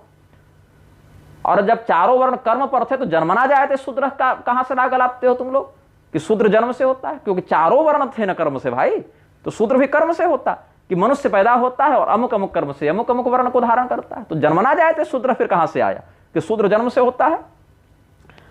उसके बाद वेश्याओं के द्वारा उत्तेजित की जाने वाली स्त्रियां जब रील बनाएंगी, व्यभिचार करेंगी, एक एक स्त्री के कई कई पुरुषों से संबंध रहेंगे, जब स्त्रियां भ्रष्ट हो जाएंगी तो पुरुषों को, जो यौन कुंठा से ग्रस्त पुरुष हैं, उनको व्यभिचार करने के लिए कहीं भी अवसर मिल जाएगा। यौन रोगों की वृद्धि होगी तो दवाइयां बिकने लग जाएंगी, गर्भपात की दवाइयां बिकने लग जाएंगी, गर्भ निरोधक बिकने लग जाएंगे। समाज एक बहुत अधिक बुरी मानसिक स्थिति में चला जाएगा। ये म्लेच्छों का बना षड्यंत्र और षड्यंत्र को लागू कराने वाले नेताओं के समर्थक चापलूस जगतगुरु और महामंडलेश्वर और आचार्य, धिक्कार है तुम लोगों पर। तुम लोगों का अस्तित्व भारत के ऊपर कलंक है, तुम्हारी प्रत्येक श्वास भारत के ऊपर कलंक है।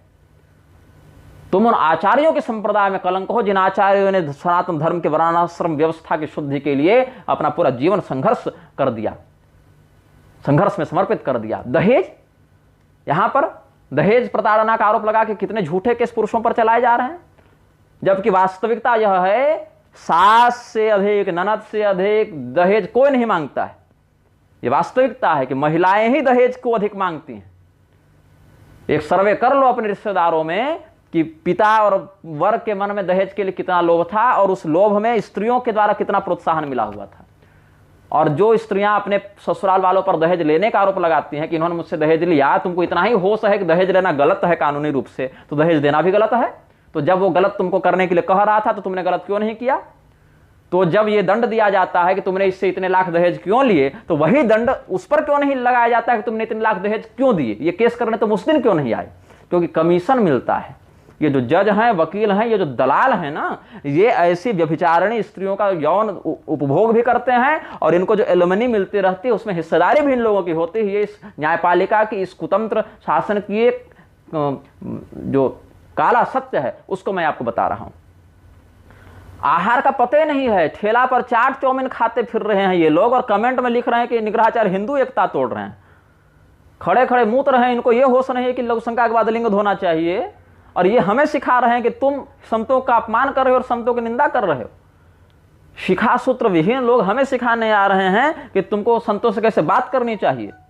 सारी मनमौजी इन लोगों को करनी है, वेश्यागमन करना है, व्यभिचार करना है, रजस्वला के हाथ का भोजन करना है, अंदाजी किसी को भी व्यासपीठ पर बैठाकर मनमौजी करनी है, सारा कुकर्म करना है इन धूर्तों को, लेकिन हिंदू धर्म के नाम पर करना है। तुम हिंदू हो ही नहीं। हिंदू तो विश्व का सबसे अल्पसंख्यक समुदाय बन गया है। भारत में 1 लाख भी ऐसे धर्मनिष्ठ हिंदू नहीं मिलेंगे। ये भीड़ केवल इन लोगों की है जो कल की भगवान के द्वारा प्रथम कोटि के वध्य हैं। मैं सीधे अधर्म का विरोधी हूं। मैं संत की निंदा नहीं करता, मैं निंदनीय की निंदा करता हूं। तुम हो निंदनीय उस अंश में, इसीलिए तुम्हारी निंदा की जा रही है हमारे द्वारा। ये मत समझना कि हम तुम्हारे चरणों में जाकर लौट जाएंगे, महाराज जी, गुरु जी, महात्मा जी। तुम्हारी कृपा से, तुम्हारे अनुग्रह से, तुम्हारे प्रोत्साहन से हम निग्रहाचार्य नहीं बने हैं। निग्रहाचार्य हम अपने प्रारब्ध से बने हैं, अपने पुण्य बल से बने हैं, अपने इष्ट के अनुग्रह से बने हैं। जिसके द्वारा बनाए गए हैं उसका खाते हैं, उसी का गाते हैं, उसी के आदेश पर कार्य करते हैं। तुम लोगों के समान नहीं कि नाम लो देवताओं का और काम करो म्लेच्छों का, ये हम नहीं करते। पार्टियों के द्वारा गुरुओं का इस्तेमाल किया जा रहा है भाई। गुरु के पास वोट है और पार्टी के पास पैसा है। गुरु जी को पैसा चाहिए, पार्टी को वोट चाहिए, इसीलिए दोनों एक दूसरे के अघोषित समझौते में अपना कार्य करते रहते हैं। एक म्लेच्छ लोक और परलोक पर जितना भरोसा करता है, जन्नत पर और हेवन पर जितना इस्लाम और ईसाइयत के अनुयायियों को भरोसा है, उसका 1% भरोसा आज के हिंदू को नहीं है। ऐसे ऐसे कथित अनपढ़ जो डिग्रीधारी अनपढ़ हैं वो कहते दिख जाएंगे कि स्वर्ग नरक क्या है, कुछ नहीं, ये सब तो इसी पृथ्वी पर स्वर्ग है, इसी पृथ्वी पर नरक है। अपने देवताओं के शास्त्रीय स्वरूप पर इनको भरोसा नहीं है। जब आर्य समाज जो है मूर्ति पूजा का विरोध करता है, तब तुम लोग क्यों नहीं जाते कहने कि तुम हिंदू एकता तोड़ रहे हो? वहां तो समाज सुधारक बन जाता है दयानंद तुम लोग के लिए। ऐसा मंदबुद्धि जो चूहे के द्वारा प्रसाद खाता हुआ देखकर भटक गया, ऐसा मंदबुद्धि समाज सुधारक बन गया। अंग्रेजों की थियोसॉफिकल सोसाइटी के साथ मिलकर जिसने जॉन मूर का जो पुस्तक था, की पुस्तक से सत्यार्थी को जो उसने वर्णित किया, उसका पात्र चुराकर जो सत्यार्थ प्रकाश लिखकर कुतर्क कर रहा है, ऐसा मूर्ख तुम्हारे लिए महर्षि हो गया। और हम सनातन धर्म के विशुद्ध आर्ष परंपरा का वहन करते हुए, निर्वहन करते हुए, अनुपालन करते हुए तुम्हारे लिए हिंदू एकता के विरोधी हो गए। और अगर रामदेव जैसा आर्य समाजी तुम्हारे लिए आदर्श है, उसका पक्ष सिद्धांत की दृष्टि से सही है, तो राम मंदिर के नाम पर मूर्ति पूजा क्यों कर रहे हो तुम लोग? और अगर मूर्ति पूजा करना सही है तो मूर्ति पूजा का विरोध करने वाले आर्य समाज का तुम कब प्रतिबंध लगवा रहे हो उस पर? सिद्धांत कहीं है नहीं, दोगले हो तुम लोग। सिद्धांत कहीं है नहीं तुम्हारे जीवन में, एक पैसा की निष्ठा नहीं है तुम्हारे जीवन में। पैसा की निष्ठा है, बस धन की निष्ठा है, धन के अलावा कुछ नहीं। ये नीच एक दूसरे की निंदा स्वयं करते रहते हैं, लेकिन निंदक होने का आरोप हम पर लगाते हैं। भारत पर कलंक हैं ये लोग। शालग्राम बिक रहे हैं, नर्मदेश्वर बिक रहे हैं, रुद्राक्ष 1-1 लाख 2-2 लाख में 1-1 पीस बेच रहा है प्रदीप मिश्रा। उस बाजार के खिलाफ नहीं बोल सकते कि ऐसा व्यापार शास्त्र विरुद्ध है? तब नहीं बोल सकते, क्योंकि ये क्या होता है, अनिरुद्धाचार्य, प्रेमानंद, प्रदीप मिश्रा, बागेश्वर धाम, ये सब क्या करते हैं, पहले देवताओं की भक्ति के नाम पर लोगों को मूर्ख बनाते हैं और अशास्त्रीय विधि से प्रतिष्ठित या जिनको विक्रय नहीं करना चाहिए ऐसे दिव्य तत्वों का विक्रय करते हैं व्यापारी लोग, और इनको कमीशन मिलता है, इनको वहां से लाभ मिलता है और इनका घर बढ़ता है। ये बात है इन लोगों के साथ। इसीलिए अशास्त्रीयता का व्यापार करते हुए भी ये निर्लज्ज धर्मशास्त्र के अनुसार कार्य नहीं करते हैं। जब मलुपीठाधीश्वर के पास तुम जाते हो दीक्षा लेने के लिए, मुझे सूचना जहां तक मिली तो राम मंत्र की भी दीक्षा देते हैं, जहां तक मुझे जानकारी है, चूंकि रामानंद संप्रदाय के हैं तो राम मंत्र की देते हैं, चलो वो भी ठीक है। गोपाल मंत्र की भी कोई लेने जाए तो मना नहीं करते, गोपाल मंत्र की भी देते हैं, नारायण मंत्र की भी देते हैं। ऐसा एक महात्मा हमको बता रहे थे जो उन्हीं के पास जाकर लौटे हैं। पूछने पर कि आप तो राम पर आराधना करते हैं, गोपाल नारायण मंत्र की दीक्षा कैसे देते हैं? तो कहते हैं कि जो गोपाल है वही नारायण है, वही राम है। तो इतने अच्छे तत्वनिष्ठ है आप, है क्या बात है। लेकिन वही जब रामभद्राचार्य कहता है कि राम बड़े हैं विष्णु छोटे हैं, राम तो महाविष्णु हैं, तब कहाँ जाती है आपकी ये तत्वनिष्ठा? तब क्यों नहीं समझाते हो बैठकर कि भैया तू गलत कह रहा है, तुम्हारा जो यह पक्ष है वो गलत है, जो भगवान राम है वही भगवान विष्णु है। दीक्षा देने के समय, चेला बढ़ाने के समय, अनुयायी बढ़ाने के समय इन लोग को सब देवता एक हो जाते हैं, और जब वास्तव में उसका व्याख्यान करना होता है तो देवता अलग अलग हो जाते हैं। ये निर्लज्जता ये कहां से आ रही है? किस अन्न दोष का दुष्परिणाम है ये निर्लज्जता भाई? उस समय क्यों नहीं कहते हो कि वह एक ही तत्व है? क्यों इसीलिए नहीं कहते क्योंकि तुम जानते हो कि ये लोग संत नहीं हैं, ये गुंडा पाल कर रखे हैं। जिस दिन तुम विरोध करोगे तुम्हारा ऐसा भीषण ये मर्दन करेंगे कि तुम संभाल नहीं पाओगे।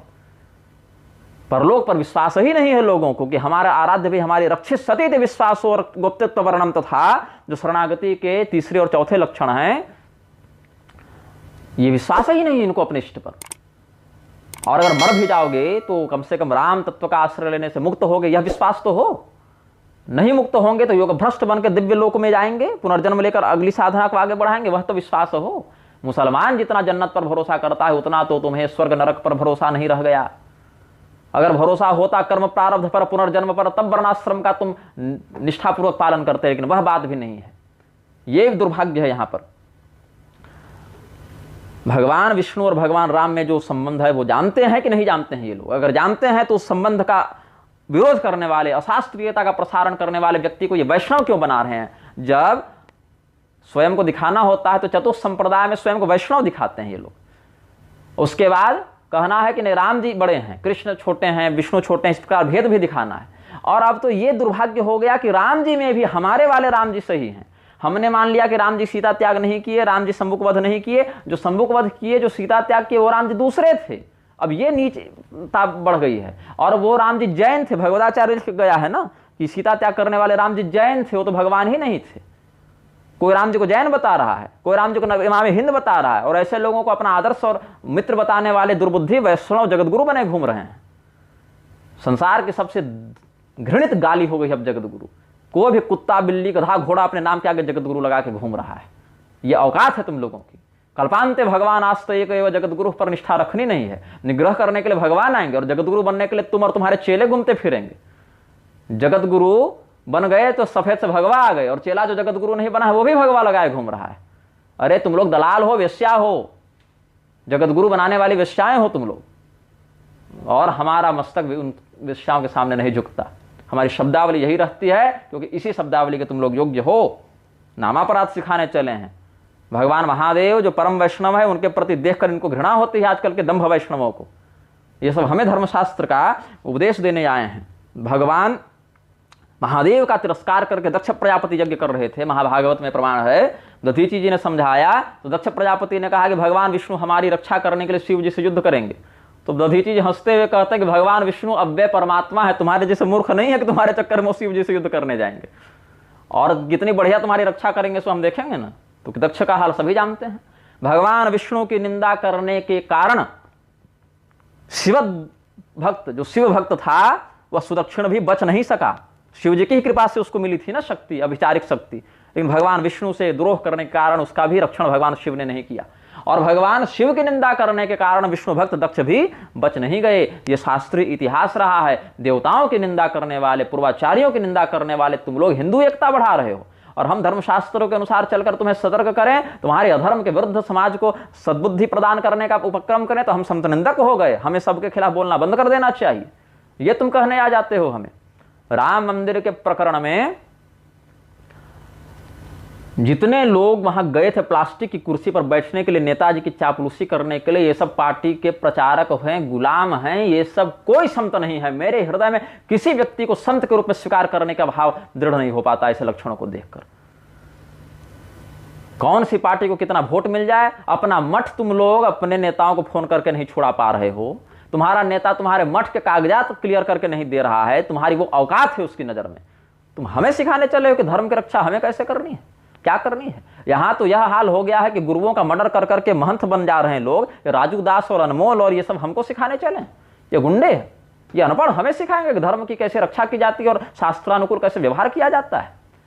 हमारा जो व्यवहार मंच पर है, वही कमरे पर है, वही एकांत में है, वही पीठ पीछे है, वही वीडियो पर है, वही सब जगह है। तुम लोगों जैसा दोगलई हम नहीं करते चलते कि पीठ पीछे सबको गाली दे दो कि अरे वो तो भ्रष्ट है, वो तो शास्त्रीय बात कहता है, फिर उसी के पास जाकर गले मिल लो, उसी को हाथ जोड़ लो और उसी को ये करो। जो बोलना है उसका नाम लेकर हम बोलते हैं, उसके अधर्म के विरुद्ध लोगों को सतर्क करते हैं और वीडियो बनाकर इसीलिए बोलते हैं क्योंकि सामने हम जाकर नहीं बोलते। क्यों नहीं बोलते? क्योंकि तुमने हमारे सामने वो बातें कही नहीं। अगर तुम हमसे मिले होते, हमारे सामने वो बातें कही होती, तो हम सामने तुम्हारा विरोध करते, तुम्हें बताते कि शास्त्र क्या कहते हैं। लेकिन तुमने मंच पर कहा या तुमने ऐसे माध्यम से कहा जो लाख 10 लाख लोगों तक बात पहुंची। तो अगर हम तुमसे मिल लें, जो लोग हमें कहते हैं कि तुम मिलकर बात करो, वो हमसे मिलकर बात क्यों नहीं करते? वो सोशल मीडिया से हमें क्यों समझाते हैं? वह भी हमसे आकर मिलकर बात करते हैं ना। इन लोगों से मिलना भी कठिन है। एक एक व्यक्ति से मिलने के लिए एक एक महीना परिश्रम करना पड़ेगा। उतना समय और उतना पैसा हमारे पास नहीं है कि सबसे जाकर मिलते रहें और मिल भी लें, बात कर भी लें तो ये मानेंगे नहीं। और अगर ये मान भी जाए तो अपना बयान बदलेंगे नहीं कि हमसे गलती हो गई पिछले बार, हम अब शास्त्रीयता के अनुसार इस बात को स्वीकार करके ये सुधार कर रहे हैं। ये औदार्य इन लोगों में नहीं है। और जो 10 लाख लोग भ्रमित हुए तुम्हारे दुर्बुद्धि के चक्कर में, उन लोगों का शोधन भी नहीं हो पाएगा। इसीलिए हम बोलते हैं इस बात को कि जिस माध्यम से तुम विकृति फैला रहे हो उसी माध्यम से हम शोधन करेंगे। ये बात है। जिस समय भगवान के मन से, भगवान के प्रति जो निष्ठा है वो विखंडित हो गई, उसी समय से इन लोगों ने नेताओं की शरणागति प्रारंभ कर दी। नेताओं से बड़ा देवता इन लोगों के लिए कोई नहीं। चाहे जिसको जगत गुरु बना दो, चाहे जिसको महामंडलेश्वर बना दो, चाहे जो कर दो। यहां तो पंडित राज जगन्नाथ जैसे महाविद्वान भी जब वर्णाश्रम का अतिक्रमण करके वैवाहिक संबंध स्थापित करने लगे, उस समय के विद्वानों ने भी उस अशास्त्रीयता का विरोध किया। अप्पय दीक्षित, भट्टोजी दीक्षित इत्यादि का नाम इसमें प्रसिद्ध है कि पंडित राज जगन्नाथ का उन्होंने विरोध किया कि आप कैसे कर लिए ऐसा कुकृत्य। आप होंगे विद्वान, पढ़े लिखे होंगे तरह तरह के शास्त्रों के विशेषज्ञ, लेकिन ये आचरण शोभनीय नहीं है। वो उनका भक्ति भाव था कि गंगा जी ने उनको स्थान दे दिया, लेकिन उनके उस चरित्र को अनुकरणीय नहीं माना गया। हिंदू को आज तो ये स्थिति हो गई कि घर में मुसलमान कर्मचारी से विरोध नहीं, मुसलमान मिस्त्री से विरोध नहीं, मुसलमान बार्बर नाई से विरोध नहीं, मुसलमान बढ़ई से विरोध नहीं। तुम्हारे जितने शूद्र वर्ण के जो शास्त्रोक्त आजीविकाएं थीं उनको छीन छीन कर ये म्लेच्छ ले जा रहे हैं और तुम उधर ध्यान देकर अपने शास्त्रोक्त कर्म को बचाने के स्थान पर और इनकी चापलूसी करने में लगे हुए हो। और वही सब कब्जा कर करके तुम्हारे अर्थव्यवस्था को निगलते जा रहे हैं। भागवत विद्यालय का गिरोह चल रहा है। 7 दिन आ जाओ, 10 दिन आ जाओ, 20 दिन आ जाओ और भागवत कथा के मर्मज्ञ बन जाओ।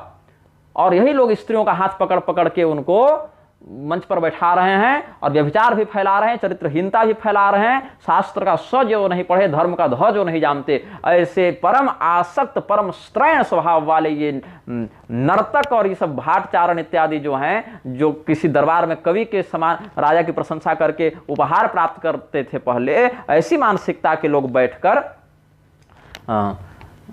कथा कर रहे हैं कि कृष्णचंद्र ठाकुर। या चापलूसी है, लेवल देखो चापलूसी का कि बागेश्वर धाम के धीरेन्द्र कृष्ण को हनुमान जी का अवतार बता रहे, और हनुमान जी का अवतार क्या करता फिर रहा है? वेद मंत्रों को बदलने की बात कर रहा है, चाय चंडिकाई नमः करा फिर रहा है, देवताओं का अपमान, ओशो की प्रशंसा करता फिर रहा है। वो ओशो जो भगवान को गाली देता फिरता था, जो धर्मशास्त्रों की निंदा करता फिरता था, उस ओशो को गाली देता है जो धीरेन्द्र कृष्ण, उसको कृष्णचंद्र ठाकुर हनुमान जी का अवतार बताकर घूम रहे हैं। ये चापलूसी का स्तर, मतलब निर्लज्जता भी निर्लज्जता के कारण डूब के मर जाए, ये स्थिति हो गई है। यहां तो रामभद्राचार्य से शास्त्रार्थ करो, कुछ लोग कहते हैं क्या शास्त्रार्थ करें उस व्यक्ति से? वो व्यक्ति अभी स्वयं शास्त्र पढ़े पहले, योग्यता से अपने चित्त को निर्मल करे और धर्मशास्त्रों के पहले प्रामाणिक बुद्धि से युक्त होकर उसको मानना क्या है। जब राम मंदिर के विषय में बात होती है तो पुराण उसके लिए प्रमाण हो जाते हैं, और जब हम सीता त्याग का प्रमाण देते हैं पुराणों से तो कहता है कि हम पुराणों को प्रमाण नहीं मानते, स्रोत प्रमाण मानते हैं। बागेश्वर धाम का धीरेन्द्र कहता है कि पूर्ण ज्ञानी कोई नहीं हो सकता, लेकिन उसका गुरु पूर्ण ज्ञानी है, क्योंकि ऋग्वेद से हनुमान चालीसा तक उससे कंठ में है, कुछ कंठ में नहीं है। यह सब मीडिया मार्केटिंग का बहाना है। कोई भी कुशाग्र है गिरधर मिश्र का माथा, ये हम मानते हैं, कुशाग्र व्यक्ति है, स्मरण शक्ति अच्छी है, क्योंकि नेत्र नहीं दिए भगवान ने किसी पाप के कारण, तो ऐसे व्यक्तियों में क्या होता है, किसी और अंग से सुनकर ज्ञान प्राप्त करने की कला बढ़ जाती है, क्योंकि आंख से डाटा आ नहीं रहा है तो मेमोरी खाली हो गई, तो कान से जो सुना सो याद रह गया। ये श्रुतिधर बात हो जाती है उन लोगों के साथ। तो कोई भी व्यक्ति, जैसे कृपालु ने क्या किया, एक संकलन बनाया 1500-2000 श्लोकों का, और उसका पूरा संदर्भ रट गया। साल 2 साल कोई भी व्यक्ति मेहनत करे, 2000 श्लोक ऐसा ताबड़तोड़ याद करे, हर ग्रंथ से 10-20 श्लोक उठा ले, ताबड़तोड़ याद करे, और जब मंच पर बैठे तो हर मिनट कोई ना कोई श्लोक बोलता रहे उसी संकलन से, तो लोगों को लगेगा ये तो साक्षात ब्रह्मा का अवतार है, ये ट्रिक होती है। रामभद्राचार्य 2000-4000 श्लोक, 5000 श्लोक याद कर सकते हैं, उतना हम लोग भी कर सकते हैं। बहुत से लोग ऐसे करके घूम रहे हैं, पूरी संहिताएं याद करके घूम रहे हैं। और अलग अलग ग्रंथों से अगर तुमने 100 ग्रंथ से 10-10 श्लोक भी याद किए, 20-20 भी याद किए, तो 1000-2000 श्लोक बिल्कुल याद हो गए। और मंच पर बैठकर अगर 300-400 श्लोक भी अगर एक सांस पे तुम बोलते गए 3-4 घंटे तक, उसकी व्याख्या करते गए, तो इसका अर्थ है तुम ब्रह्मज्ञानी हो गए। अनपढ़ के सामने तो ब्रह्मज्ञानी हो गया वो ना। तो कह दो कि ऋग्वेद से हनुमान चालीसा तक सब हमारे कंठ में ही है। ऐसा नहीं है, परीक्षण करके देख लो, कुछ याद नहीं है। अब कहते हैं ज्ञानी किसी की निंदा नहीं करता। ज्ञानी किसी की निंदा नहीं करता, लेकिन जो निंदनीय है उसकी तो निंदा करता है ना, उसकी तो भर्त्सना करता है ना। विदुर जी ने दुर्योधन के अधर्म की निंदा नहीं की, अंगद जी ने रावण के सामने उसके अधर्म की निंदा नहीं की, क्योंकि वो निंदनीय था, इसलिए उसकी निंदा हुई। धर्मशास्त्र की वर्णाश्रमोचित मर्यादा को नष्ट करके जो लोग अपने आप को आगे बढ़ाना चाहते हैं, क्या वो निंदनीय नहीं है? जब रामभद्राचार्य कहता है कि सब हिंदुओं से रोटी बेटी कराऊंगा, तो ये राजेंद्र दास को नहीं सुबुद्धि होती है कि जाकर उसका विरोध करें? उसको तो सार्वभौम वैष्णव जगत गुरु बनाकर घूम रहे हैं। और ये नालायक धीरेन्द्र कहता है कि भगवान ने नर बनने की भूल की, नारायण ने नर बनने की भूल की। ये धर्म सिखाएंगे, ये भगवान को जान रहे हैं कि भगवान भूलवश मनुष्य बनते हैं। और हनुमान जी स्वयं भागवत महापुराण में कह रहे हैं कि मर्त्यावतारस्त्य मर्त्य शिक्षण रक्षोवधा ये वन केवलं विभो, कि प्रभु आप मनुष्य बनते हैं मनुष्यों को शिक्षा देने के लिए, और इस मूर्ख को लगता है कि भगवान नर बनकर भूल कर रहे हैं। बात ऐसी है, गाय अगर लात भी मारे ना तो उसको प्रणाम ही किया जाता है, और कुत्ता चाटे भी तो भी उसको अपवित्र ही कहा जाता है। ऐसे ही धर्मशास्त्र के प्रति निष्ठा रखने वाला व्यक्ति अगर तुम्हें डांट भी रहा है, तुम्हें समझाने के लिए, अगर वो तुम्हारे अधर्म को दिखाने के लिए, तुम्हें सुधारने के लिए अगर कटु भाषा का प्रयोग भी कर रहा है, तो भी वह तुम्हारे लिए पूज्य ही है। और अगर कोई तुम्हारा बहुत सम्मान कर दे, मंच पर बड़ी मोटी मोटी लिफाफा और चादर इत्यादि दे दी, लेकिन अधर्म कर रहा है, तो कुत्ते के समान वह अपवित्र ही होता है। प्रत्यक्ष रूप से जो वर्णाश्रम को मटियामेट करने के लिए तैयार हैं, ऐसे लोगों पर ध्यान नहीं जा रहा है इन लोगों का। ऐसे लोगों को संत बता रहे हैं, जगत गुरु बता रहे हैं, महामंडलेश्वर बता रहे हैं, तुम्हारे इसी बाजार के विरुद्ध हम खड़े थे, खड़े हैं और खड़े रहेंगे। श्रीमन नारायण हर हर महादेव, नमः चंडिकाय।